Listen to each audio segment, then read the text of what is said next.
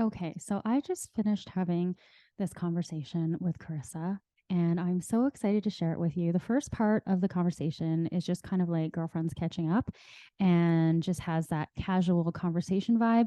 And then Corissa shares some really amazing tips on lifting the veil for yourself. Like, how can you start becoming more aware of your soul and connecting with your soul and listening to your soul? So I'm super excited to share this conversation with you. I really hope you enjoy it and obviously connect with Carissa after if her vibe resonates with you. So, for those of you who don't know Carissa, Carissa is a marketing and business development consultant, speaker, podcast host, and soul guide. She loves inspiring others to find their light within and share it with the world.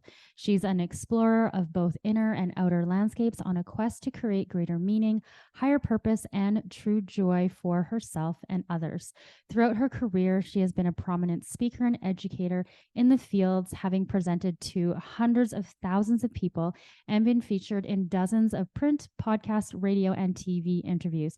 Currently, Carissa is the acting VP of Marketing and Business Development for a rainwater company, host of the Everyday Mystic podcast, and an inspirational speaker at soul-centered events and retreats.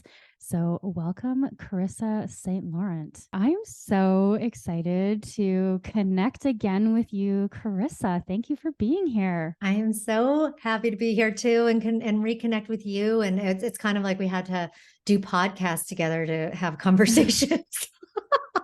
I know, right? But it's so perfect. It's so perfect. So for those who may not know, I was actually on Carissa's podcast, The Everyday Mystic, a few months ago now. And it was like our first time connecting.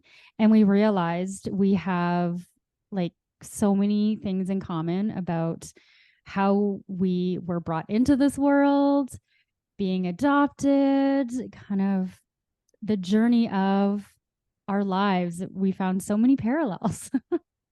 Yeah. It's when we connected on Instagram and I saw the work that you were doing. And obviously, by look, I'm like, oh, she's Asian. I just knew in my heart instantly you were adopted. Now, not because other Asian born and raised people aren't spiritual or aren't new agey and do this kind of work, but it was just I just knew. I either just knew in my heart or, it is somewhat, I think, evidenced by the fact that when you come from a place of such disconnection with some vital aspect of the self, us being our birth families, you end up being more driven to seek, I believe. And when you become a seeker, then, the world opens up into all of these wild and weird places that conventional people just don't go. It's like you start to, study dreams and become a dream oracle like you did, or, like you go into energy work and the kinds of things that I've explored. And it's just, you just seek.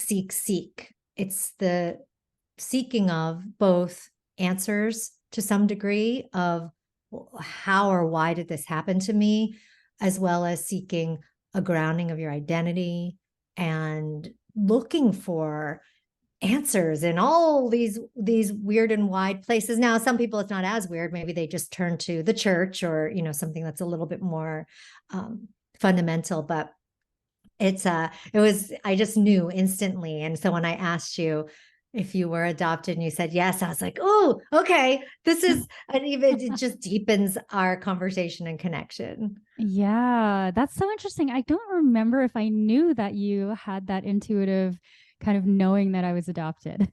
I That's don't cool. remember mentioning it to you before. Yeah. And yeah, it is, I think, I don't know countless Asian people raised in Asian families because most of the Asian people I know, honestly, are adopted Asian people. So I will only base this on the very limited, group of Asians that I know that grew up in that way, but just not as not as woo woo. Let's just put it that way. Not as driven to this world of spirituality in this way. So I just felt like, oh, she's like me. She's had some she's had a unique and different kind of upbringing to bring her to this place. Yeah, that's interesting that you say that most Asians, were adopted. Because for me, that's the opposite. I'm like the Mm, only Asian. Me and my brother are the only ones that I know that I can think of off the top of my head anyway, that were adopted. that's wild. Yeah. So Yeah. did you grow up in an area where there were a lot of Asians? Not really, but there's now like a lot of Asians in Calgary, in the city I'm currently living in. I grew up here. I grew up just kind of on the outskirts of town. So that little community was quite small and it was primarily white. And so my school had, like, at the time of graduation, I think there was about 500 students in total from grade 9 to 12, and there was like less than 10 different ethnicities other than white. Yeah. Yeah, Yeah. I grew up in a very similar way. I was in New Hampshire, and so maybe even less diversity there.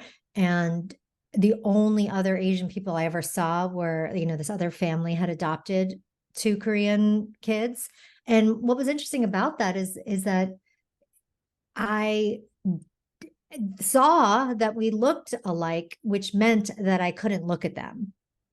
I could Mm. not look at them. I couldn't befriend them. I didn't want to have anything to do with them. And I know now that that was my own betrayal of my identity, that it was my own, turning against myself, my identity, my heritage, not wanting to see that I was Asian and that I was just like them. And I just wanted to be white. I wanted so badly to be blonde and blue eyed like my mom. And so even though they were there, I didn't have any relationship with them. That is so fascinating because we have another parallel. That was exactly the same as me. I remember at some point my mom asked my brother and I if we wanted to go to learn Mandarin or Cantonese. And I was like, no. Like, why would I want to do that? I was like, I want to be white. I wanted to be like everybody else in my school. And I actually remember at some point in school learning what conformity meant. And I Mm. remember thinking, like, oh, yeah, I want to conform. Like, I was very aware that I didn't want to be what I looked like. I wanted to be what I saw everybody else looking like. So, yes, like you, how you articulated that, which is like kind of turning against yourself. That's definitely like, I definitely experienced that. And yeah, it's just interesting the role that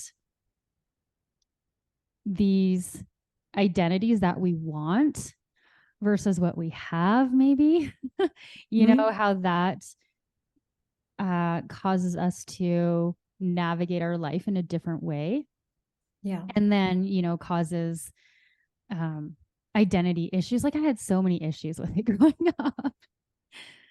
Me too. Oh Yeah. yeah. I mean, I remember a time when I was living in San Francisco. This was after college, and I was going through a ton of healing and transformation of these wounds and addressing things, and actually going deep into the deep dark, places of where these wounds resided. And I was looking at, I think I don't remember, I was showing pictures, I think, old photos to one of my friends. And I came across this photo of me and my girlfriends at, it was the harvest dance. So it was a semi-formal dance. We're all dressed up. And I came across this photo, and we were looking at it, and I just burst into tears. And the reason is that I remember looking at that photo when I was that age, when I was a teenager, and hating how I looked, just hating I wanted to look like all my girlfriends, all white girlfriends, all beautiful. I wanted to look like them. And, it's just the difference in the shape of the eye, difference in the shape of the face, like difference in the hair, whatever little, it's like, they're so minor, these differences. And yet I could not see myself as beautiful. I saw them as beautiful. could not see Mm. myself as that. And I hated that photo. And when it came out, it just all like bubbled up and I cried for my teenage self. To just go, oh Oh. my God, like so many years or so many wasted emotions on this betrayal of self that I spent. And it was so healing for me to see that and have just a completely different experience of what I was looking at. It was wild. So yeah, it's hard. I think, people have identity issues for a lot of different reasons. But I don't know if, if you don't have the support because your family is just trying to make you into what they are and into, in the year that I was adopted, my parents were told by the adoption agencies on both sides, in Korea and here, to just assimilate her, to like just Mm. name her whatever you want, give her, make her American. They had no there was no heritage camps back then. There wasn't anything in order to continue to instill any type of heritage or to make you feel not so alone. Mm-hmm. I don't know whether I've just like you, I may have rejected the Korean lessons and been like, no, I don't want to take those things. I don't want to learn how to, speak Korean. But being at least surrounded by some people who look like you and who represent you can make you feel not so alone. And I didn't have that at all. I just was the odd duck. And so that made me really want to hide. Did you feel Yeah. like that too? You just wanted to like slink into the shadows? Yeah, totally. I did. It was like it's interesting because I definitely had that feeling of wanting to slink into the shadows, but then there was this other part of me that's very bold, and Yeah, wants to me be seen. too. So I was like really in conflict with like myself for most of my life, you know. Um yeah, yeah. So that's interesting. My family, so my mom, my adoptive parents, my dad is like white, Caucasian, like Emmerson last name is like British last name. And then my mom, she is half Chinese and half German. So I have like half of her side of the family is Chinese, but it's very mixed now. And so I still had some connections to those roots, but I didn't feel connected to them. So I don't know if that was because it wasn't my biological ancestral lineage, or if it was also coupled with that rejection piece. It was probably likely a myriad of both, like a mixture of both. So it's interesting. It's very interesting. Yeah. The That's great. I'm glad you had some people around you, but like you said, it's like if they're not your family, maybe, you're going to reject them because of that too. And it's such a complex issue. I had a work friend and old colleague of mine who adopted a daughter from Taiwan. And when she was going through, I worked with her when she was going through this whole process, when her daughter came over and she asked me for, advice. She wanted to hear, my story anyway, but then she was asking me for advice around, when to tell her certain things or, how to share her heritage with her. And I said, you can do everything that you think is the right thing or that experts have told you is the right thing to do. And yet she may always have this fractured identity. Just be ready for that. Like it just be prepared. I don't think anyone ever told my parents to be prepared for the repercussions of adoption because there are some serious ones. I mean, I don't think I ever really bonded with my mother. And, she's got some mental health issues, which, I believe I stayed away from her because of that too. But it also was just, I had a mom who until I was 3 years old. And then now I'm being told that this person is my mother. It is very, very fracturing, right? Of Mm-hmm. reality. And so I warned my friend and colleague, like, you can do everything right, quote unquote. And still, she may have issues with her identity, may have issues with insecurity, not, um, be secure in her identity, and just be ready for Mhm, that, and mhm. always be there to love her through it, because it's just, she's going to be on a journey that you cannot necessarily help or heal, but just being there for her through it, and trying to understand where she's at is probably the best role a parent could take. Yeah, that makes me emotional hearing that just for her. And that's probably also just for, my inner child self that still has remnants of like those wounds in a way. Because I always say that those on me have been like a tattoo on my soul. And it's not a bad tattoo, but it's been a beautiful gift because for me, it has in this lifetime, I've been able to witness what those wounds were. And for me, they were, the I'm not lovable, I'm not worthy. Like if my biological mom didn't want me, then who would want me? Who would love me if she didn't love me? All those kinds of stories. And so, yeah, I feel that. I feel that that's some really beautiful advice to offer your friend. I've met other parents who have adopted as well. And, they ask me similar things and they're just like, I love them so much. And, my one son, he's doing great. And then my other son who's adopted, he's in jail right now. Mm. And, this woman was just like, what did I do wrong? And I'm like, you didn't do anything wrong.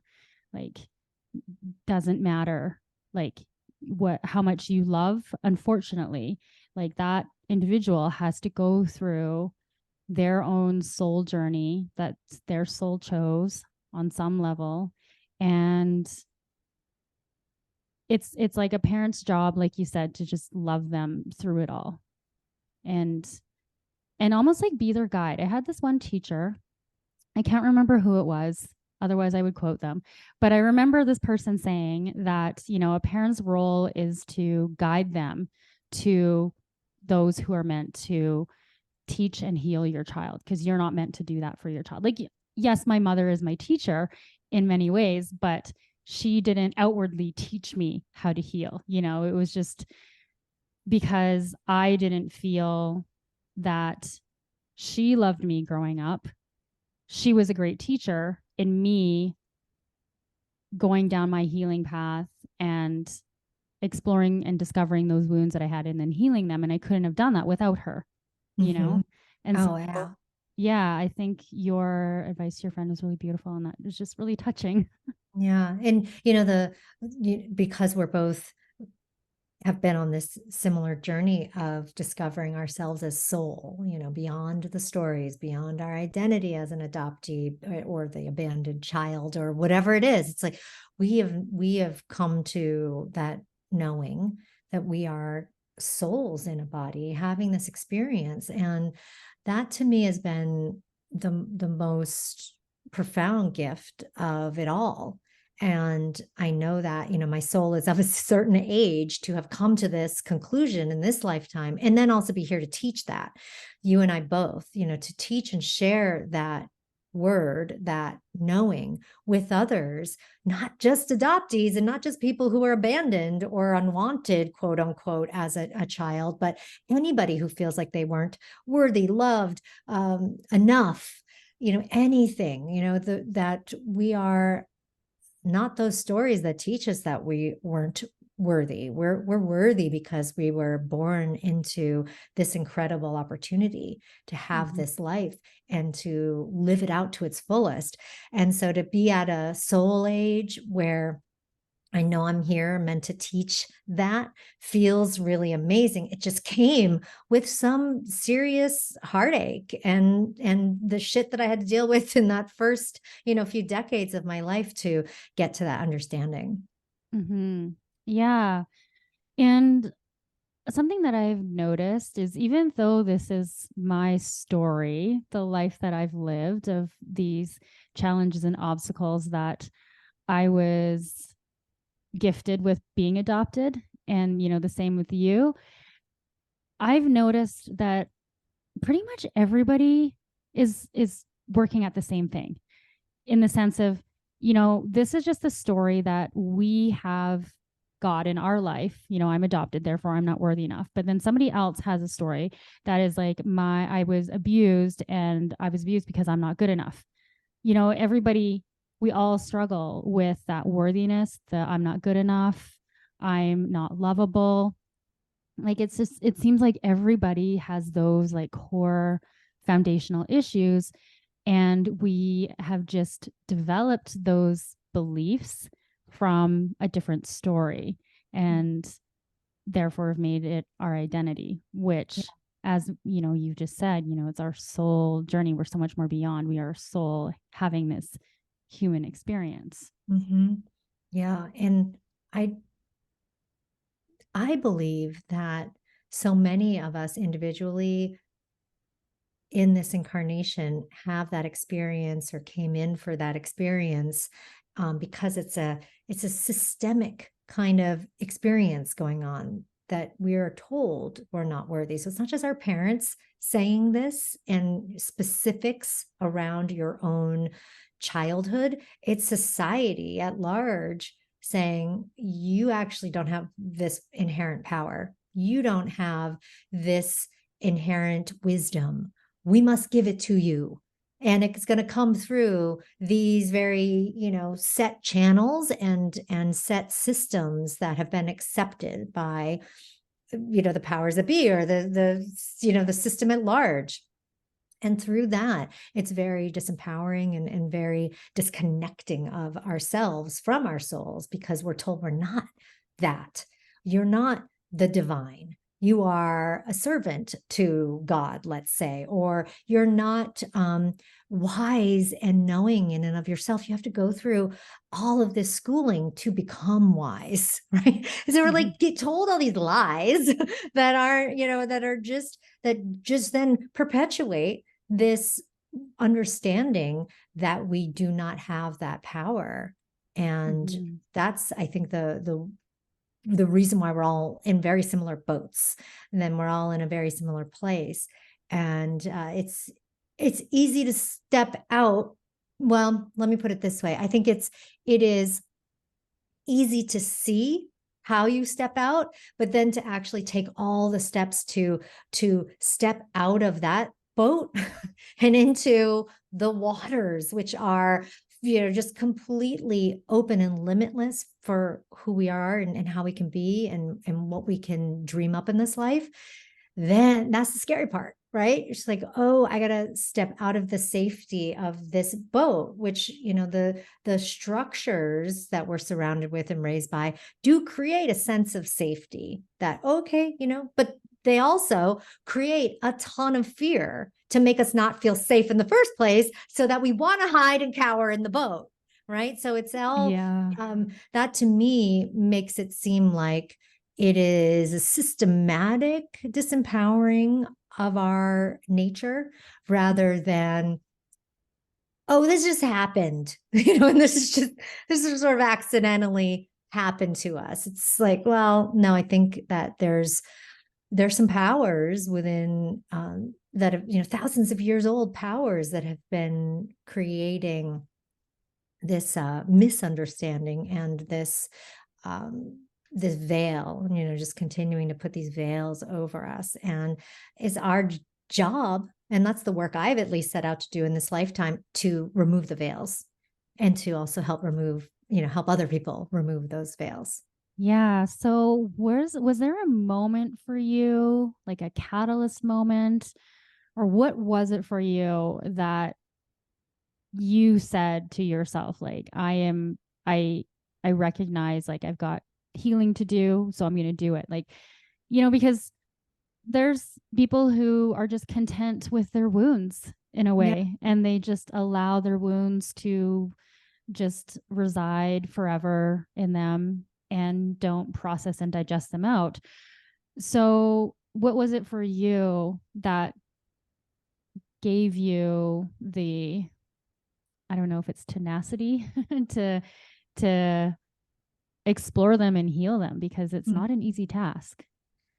It isn't. And it's one I believe is part of our soul mission if we are here for that. So for those that aren't choosing that, that are just like comfortable in their wounds or comfortable in their discomfort, I honestly believe it's just not their time to be addressing that. And it's not their time necessarily to transform in those ways. For me, it was clearly my time. And the reason I know this is because of how it all happened, what the opening was. And so I was 16 years old. I had, my parents had been divorced, my adoptive parents, uh, 2 years earlier. My mother moved across the country from New Hampshire to California. So I was abandoned again, by a mother, and just experiencing deep, deep loss, deep, just unspoken grief, so much pain that I had no idea how to process. I was just like, had nothing. Like I didn't have tools. I didn't have a parent, and my father, even my mother, who like, yes, she chose to do that, but maybe from afar she could have been like helping me. No one around me able to help me with any of this. And so I was deeply wounded, deeply in denial of any wounding. And so living out this, like I really resonated with what you said. It's like, oh yeah, you were bold, however, in your personality. I was super bold in my personality. I was not a shy, hiding in the shadows persona, but I hid all the things that were dark and scary and that I was afraid of and that I needed to actually work on. The things that I needed to actually move through, all that shit was hidden away. No one knew that I was experiencing this. Now, if you had I say this all the time. I'm like, I had, a very what I would call my bad boy boyfriend in high school who had tons of problems. He's in rehab by the age of 15. He's a deeply wounded person himself. He tried to kill himself when we were together or when I broke up with him. And it was a crazy, tumultuous time in my life. And yet no one in my life, adult or otherwise, looked at me and said, what is it that's attracting you to this person? It's not that person's just all fucked up and you're okay. It's like, I'm obviously attracted to this person because I've got some things to work on. I need to deal. What is he reflecting in me? And he was reflecting a ton within me that no one chose to see. So, there's that, but no one saw it. No one saw me as anything but, what I showed through, I was on the cheerleading squad and I was a straight A student and all that.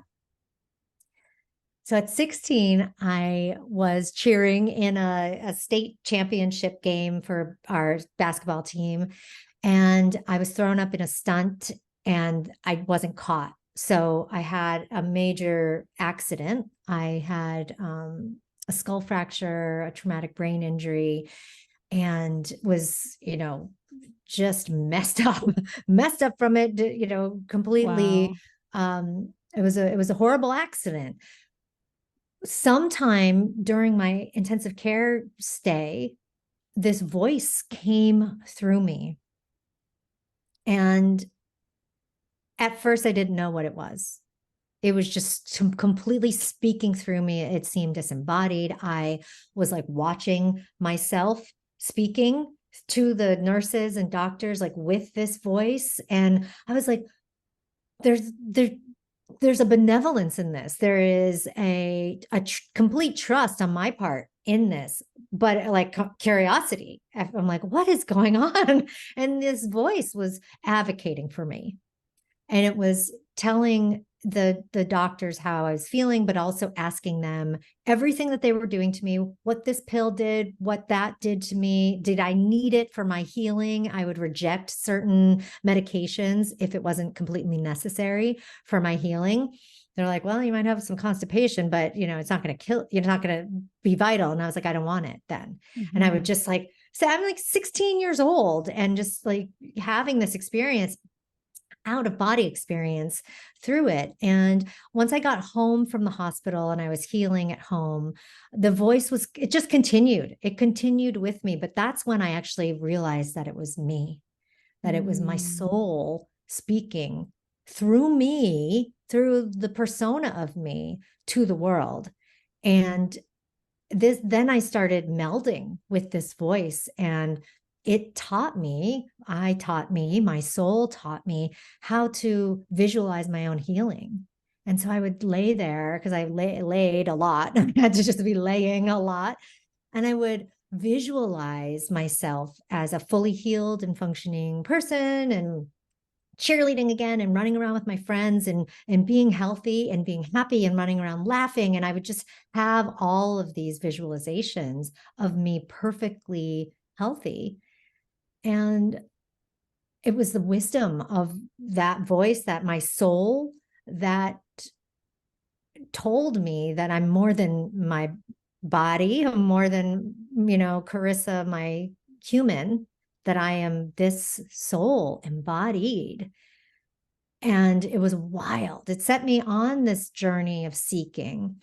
But in the journey, because again, I didn't have anybody around me to help guide this. I didn't have the teachers, mentors, guides to say, oh, this is what's going on with you, and oh, we're going to foster this through these practices. And I would find books, pick out books, and continue to read on my own, but I wasn't really doing anything from a practical nature to instill the connection. And so I very much fell back asleep in that knowing. But then I've had other openings over the years, but that was the very first one that was really profound. It's like I couldn't not know that I'm a soul and a Yeah. body, because it was like crack. Okay. And Yeah. now like speaking through me, and I'm like, what the hell's going on? And then, and settling into a really that trust of it all. That was just, to me, I had to accept it. There was no other way. Wow. Yeah. That's an intense first experience. Way to get your attention. I've heard that a lot actually, where people experience even just like really crazy accidents that are just, they're so meant to be because it sets them on a new course in their life, and they start experiencing the world in a different way. And I haven't talked to a lot of these people, but it's just like a friend was just telling me a story the other day of a woman who like got hit on the head randomly by like a maple syrup jar falling out of airplane overhead, and Oh, how it like totally, she got all this brain damage and how it transformed her life. And some people would think like, oh, this is just like terrible, and they would wallow in it, but you had this experience that was just so awakening yeah. and set you It on was. this course. It is not surprising to me that that happens for more people. It's like our soul, I had other whispers before, but those weren't loud enough. They just weren't enough to Mm-hmm. break through this very, all of the barriers that I had built up. And, those barriers are very necessary. And, I think I do like people to be aware that, it doesn't mean you're broken. It doesn't mean that you are, not whole or not even healed by having all of these barriers constructed and not being connected to your soul and not being a healed person. It's like you are healed, you are whole, you are all of those things. It's just whether or not we want to accept it or not. It's how thick those veils have become. And we, not only in our society, right, throwing those over you, but then we build up all the barriers because we are protecting ourselves from those very things that happen in the human experience, to hopefully wake us up, to hopefully give us a different contrast that says, oh no, you're meant for so much more. And I would I know it's hard for some people to heal or hear that, these awful experiences that you may have had at the hands of somebody else when you were a child were meant for you, or that they are for you, or that Mhm. you somehow asked for this in this soul's, in this human incarnation. But when you do believe and have these experiences like I and many others have had of your soul, and understanding that that is not you, that is not your life, that's your human life, and that's Mm. your initiation, and from it you are meant to hopefully learn these incredible lessons that and transform and evolve and become something beyond that. But it can be hard for people to hear or accept that that Mhm. is, that's what we're doing here. Yeah. Yeah, definitely. Definitely. Some people might not be aware of it, but they prefer to be in the victim mode versus, how can this experience or what about this experience is actually meant for my greater awakening and grow from that versus holding on to, why did this happen to me kind of thing. Mm-hmm. Um, Yeah, it is, it's that the comfort of the boat again. It's a lot easier too to be a victim in our societies here, many of them, because this is a victimizing society as well. And poor you, and you need all this help, and you're mentally ill, or whatever it might be. It's like, oh, you need this medication, and we're here. This system is here to help you, but really, it's here to take advantage of you, take advantage of your the problem that you are experiencing, rather than actually helping to see that that problem stems from this place that you are part of, intimately connected to, as having chosen this experience so that we can grow and learn and evolve.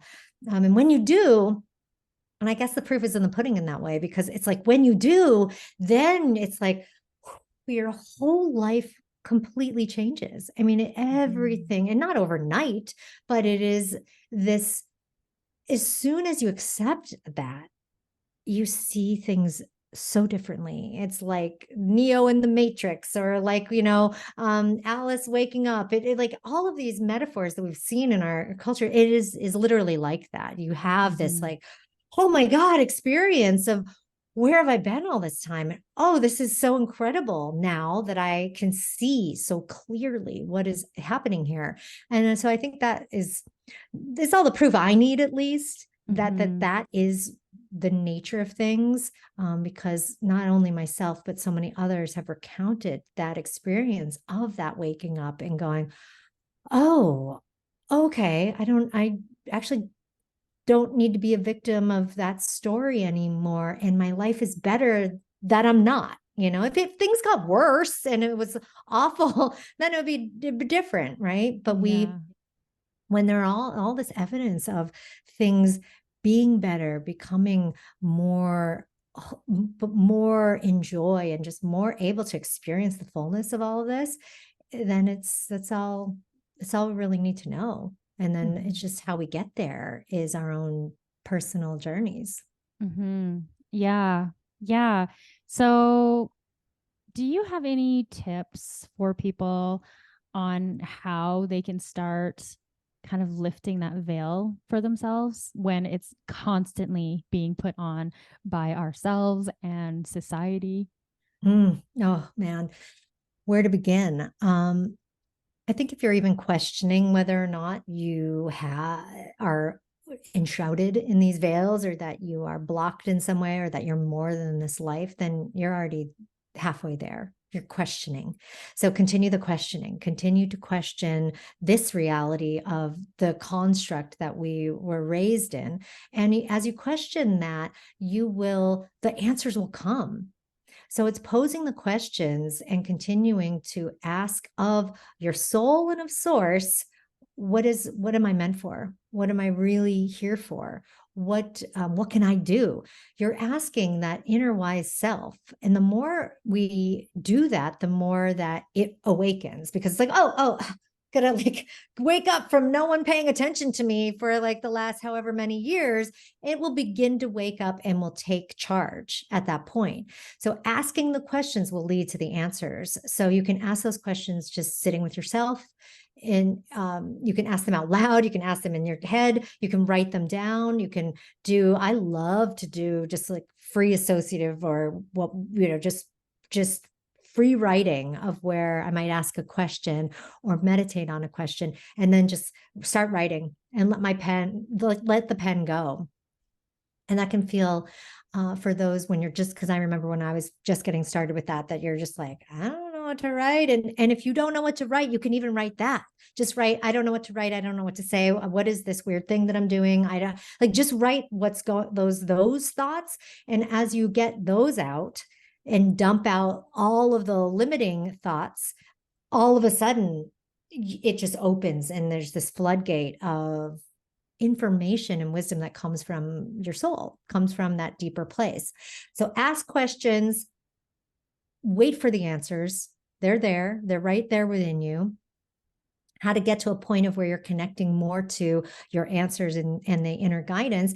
You also need to clear out some of those blocks, barriers. So you have to examine, like, what are those blocks and barriers? Do I have protections up because I was abused and I'm afraid for my life still in my nervous system? Well, that's creating a lot of blocks within your energetics that are going to prevent you from being able to fully connect into yourself in a safe way. So then maybe that's the thing that needs to get dealt with. Or for me, and maybe for you too, it was like this fractured identity. And I was so unsure of who I am. And then like kind of latching on to all these different identities that made me unsure of my identity or myself as a soul too. So I needed to work on that and get clear on what that is. And so it's getting clear on what we all have as our own individual blocks and barriers, what I call protections, because they all were very protective and, positive in our lives at a time. And so it's nothing to reject or to be ashamed of at all. All of those things that you did were really freaking smart that you did that at those times. It's just about evolving from it and moving beyond it. And then the third thing I'll say is that, we have so much distraction out here, and the distraction of society, continuing to throw the veils over. And I mentioned earlier about the fear that society will instill. It's like, shut out as much of that as you possibly can. I don't, shun all screens and TV. I watch documentaries, I watch certain things, but I don't watch TV just kind of blindly watching TV. And I don't, as much as I possibly can, I'm consciously taking in content. So as conscious as you can be about everything you take in, questioning it on its face, not just like watching something, taking it in and just letting it hypnotize you. Take it in, question it, ask it questions, like put it through the ringer, because it's not bad in and of itself. It's kind of, well, what impact is that supposed to have on me? And what impact am I actually going to allow it to have on me? And if you just get conscious and proactive around that process, then you just are more discerning around what information is coming from the outside. And then lastly, for me, and not everybody has this problem, but for me, I had a problem with alcohol because I allowed it to rule my life in so many ways. And, it was numbing me, it was empowering me, not really, but it felt like it was. And, it was freeing, it was absolving my anxiety, and it was doing all sorts of things for me, again, protective and helpful and good in some sense, but it got really bad. And it got to the point of where it had taken over. And so for me, I needed to examine my relationship with alcohol and be like, what is this relationship? It's become abusive. It's an abusive relationship now. It's no longer, it's not the thing. It's not the person in you. It's the chemistry of you too that might create an abusive relationship. It's the chemistry of alcohol in me that created an abusive situation or set of conditions until I examined it. And then, so for me, I had to fully cut it out for a while and then examine what it was, learn myself without it, because I had pretty much been drinking since I was 13 years old, like never without a break. I mean, I had a break when I was pregnant. Other than that, it was like pretty constant drinking since then, and heavier at times than others, but to a point where it was a habit I needed to break. And that habit was an important one. And I mention it because it's not only my issue, alcohol being so prevalent, being so socially acceptable in our society, being at every function that you go to. Even like I was living in Portland when I quit drinking. And it was funny there because everywhere, like all the kids' things you go to, like you go mini golfing, it's beers. You go like bowling with beers, and like everything, even that you do with kids, there's alcohol involved. And so it is a function within our society that or a sign and symptom of the amount that we do not want to face ourselves and do not want to face reality and truth. And it is kind of goes in line with, I think, that as how prevalent it is. So I'd always urge everybody to just look at that relationship that they have with alcohol. It doesn't mean that you never drink it. Doesn't mean that you, it doesn't need to mean anything specific, but just look at that relationship and anything really that that is so prevalent in our society that we use regularly enough that it's potentially habitual or potentially harmful because of the habit we've built around it. Yeah, I think that's a good one. I love all those tips. And, with regards to the drinking one, I found it interesting. I don't know if it was the same where you were during COVID, but it was like everybody just started drinking so much more over COVID. And it was almost like the governments made it so much easier for people to drink because they closed all the other stores, but they left all the liquor stores open. Was that the same in the States? Yeah. Oh, yeah. And where I lived, I was in Portland. So, marijuana, cannabis is legal there. All of those shops were open still too. So yeah, it's a little suspect to me of what was left open versus what wasn't. Yeah, I know. It's like gyms were closed, but you can go to the liquor store and go get some weed and then go home and sit by yourself because you're not allowed to be social. Yeah. Yeah. Interesting dynamics that we face. So I think that's a really good, important point that you shared. And I also really liked your first point because I really resonated with that. And that was the journaling and the free writing. So when I was really unconsciously in the thick of things, I remember this one counselor was like, gave me a journal. She's like, pick a journal. You can take a journal home and just like journal and just write.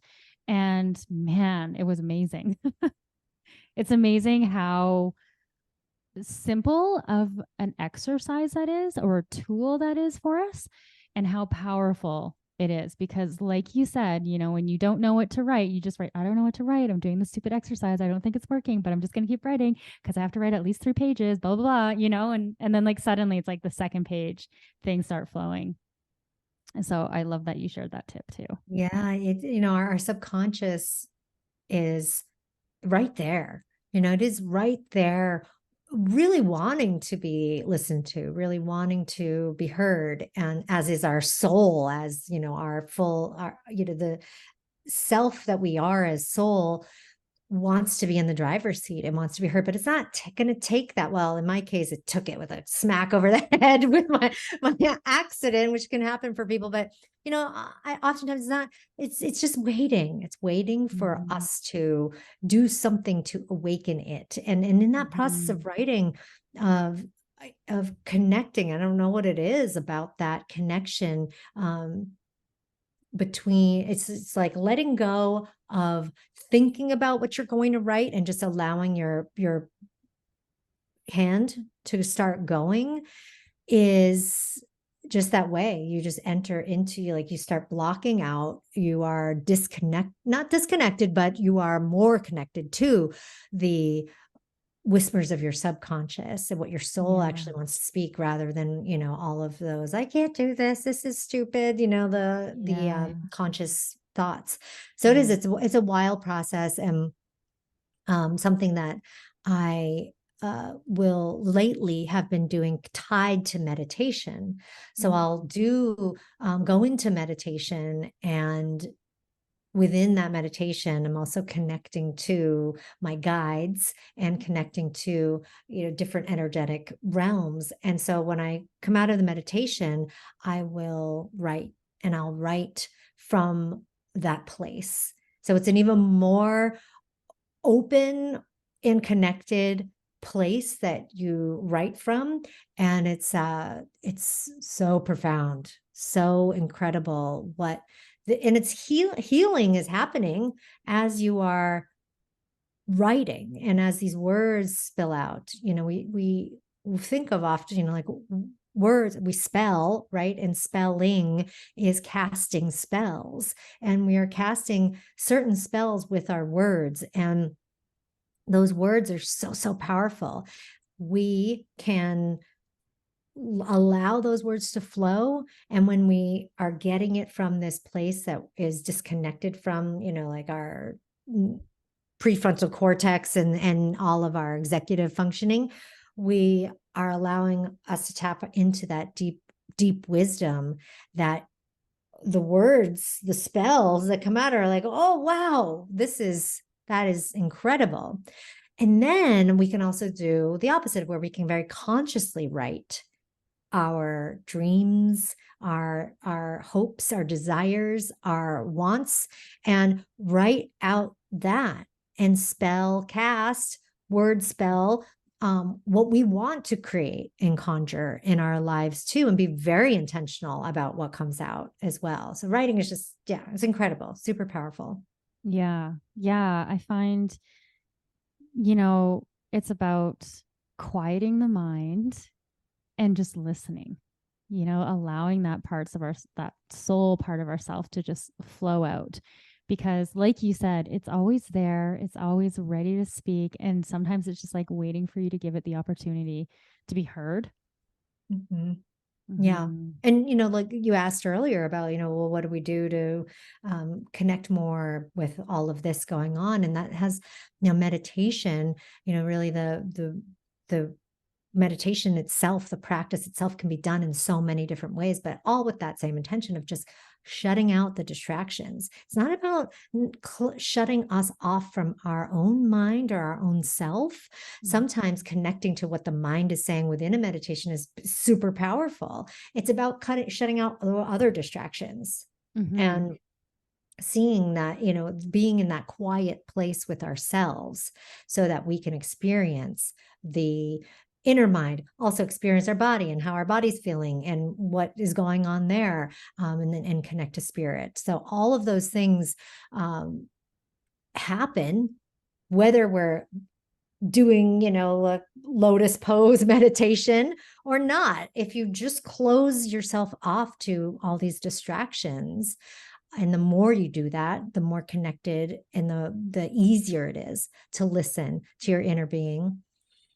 Obviously being in nature and just being out and connected outside of, all the city noise and other people and whatever it might be. All of that works and helps. And then the more you do it, it's not necessarily for me about, oh, you've got to instill this practice of where you do X amount of hours of this and X amount of hours of that every day, and to get this like rigid schedule. Because I find the more that you do that over time, it just becomes a part of you, or you awaken to the fact that it was always a part of you. Yeah. And you don't have to do all the things to get connected, because you just are. Yeah, I love that you say that because I find that it's really easy to get caught up in the doing of spirituality. Spirit, we're not supposed to do anything to be spiritual. We just are spiritual beings. And when we just allow that to flow, it doesn't become something that's like we write down on a to-do list. It just we're just being who we are. Right. Mhm. Yeah, exactly. And the practices are great. They're great in order to get there, and Mhm. wonderful teachers are wonderful to awaken a thought or a feeling within you. But once it's yours, you don't need the teacher anymore. Once it's yours, you don't need the practice. Once you awaken to the knowledge that you are all of that already, you just can be in it. And but it's not to say that the teachers and the practices and the exercises and all that stuff isn't useful. It's super useful. It's just also to knowing when it's time to let them go, and knowing when it's time to just fully step into yourself as soul, and not be reliant on that, is a really powerful time in life. Mhm. Because when we're reliant on anything outside of ourselves, it just pulling a bit of our power out here, right? A bit of our Totally. being out Yeah. here, not fully whole or staying whole here within. Yeah. Yeah, and I find it's like the intention that you do or that you do things with. Like what is your why? You could say what is your intention for journaling? You know, because if your intention is like, "Oh, I'm supposed to do this so I can connect with myself." then that feels like a chore, you know, versus having a curiosity about it to explore those deeper realms within yourself to discover what wisdom is within you, I think is much, I don't want to say better, but a much more open way to approach it. Because when we approach things with like, okay, I have to do this, it almost like constricts that energy again, So then I've seen people get caught up in, having to do these spiritual things so they can connect with themselves. But then there's this anxiety that they approach it with versus like having that openness. And then Mm. when you have that openness and you explore these different tools, then things can just flow. And then, as you said, you kind of just discover that this is within you all the time. And there is no doing, it's just this being. Totally, 100%. And it's like having the curiosity of a child as you Mm, approach these different practices. Like, where's this going to go? What's this going to do? You don't know yet. You're not totally. like this seasoned adult who's been through everything. Oh, I've been there, done that. You are coming at it from, who knows where this will take me. Yeah. And that's exciting. And Yeah. that's like you said, the means for it to go anywhere, for it Yeah. to take on all these different things that you had not expected. And having expectation is one of the worst things we can have when it comes to exploring ourselves as soul, because we don't know what to expect. But you start to slap on some expectations, or I'm gonna feel, this way, or I'm gonna have this thing in my life, or I'm gonna manifest my $1 million, or whatever it is you are seeking when you are a seeker. Um, the more expectation you put on it, the more limitations, really. So you're just like you said, I don't know, clamping it or dampening it, or, just pinching it Mm. off to where it's not going to exist in its full power. Does it still work? Is there still some magic happening? Yeah, absolutely. We're the energy around us, through us, that created us is way more powerful than we are. As we are an emanation of that energy, and we can be, we can work with that power, absolutely. But so it's never going to be completely cut off or shut off, but we can absolutely help it to be more open and more flowing and more prolific. Mm-hmm. Yeah. Yeah. Thank you so much for sharing all these amazing tips to help people connect more fully with themselves and lift their veils in a time when we're encouraged to keep them down. I think the work that you're doing is so needed, and the light that you're sharing is such a gift. So I'm so thankful to have you here on the podcast, and I really hope the listeners enjoyed as well. And is there anything that you want to finish off with? Like, how can people connect with you? How can they find you? Where do you want people to connect in with you from? Thank you, sister. I am so grateful for you and our connection and being able to speak here with you and with everybody listening. Thanks so much for tuning in and for this opportunity. People can connect to me on listen to the podcast. Go if you're into this topic and what we just discussed. We share a lot more of that. Check out my conversation with Holly on the Everyday Mystic, as well as with all my other guests. I'd love for you to go there. And then you can go to my website. It's CorissaSaintLaurent.com. I am in the midst of conceiving an event or event series that will be taking kind of the everyday mystic onto the road, or out into the world, so that there's a more live in-person experience of this information and this inspiration, and all the ways that we can connect on this together with people who are on a soul mission, who are here and they know it for though that very specific reason, to fulfill the mission of their soul. So just look out for that. I mean, you can sign up for my email list, and as that formulates, I'll keep everybody posted on what that's going to look like. Yeah, and I will put all those links in the show notes so it's easy for the listeners to click on it and connect with you. Thank you again so much, Corissa, for being here. It's my pleasure. Thank you.